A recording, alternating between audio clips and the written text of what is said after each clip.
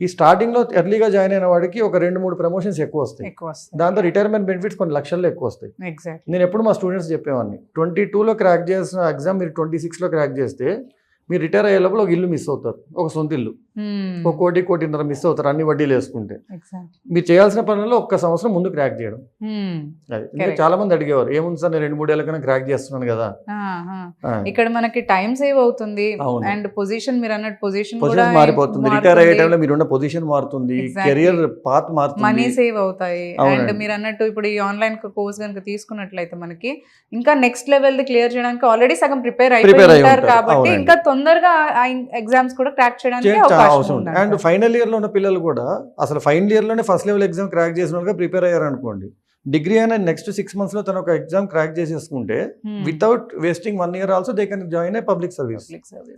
ఇంకొక మన track record ఒకసారి గమనించారంటే నార్మల్గా బయట 2 to 3 years ఖచ్చితంగా ఒక ఎగ్జామ్ క్రాక్ చేయాలని పడుతుంది అన్నప్పుడు మా లాస్ట్ 17 years ట్రాక్ రికార్డ్లో చూస్తే average time for cracking an exam is 8 to 9 months of time.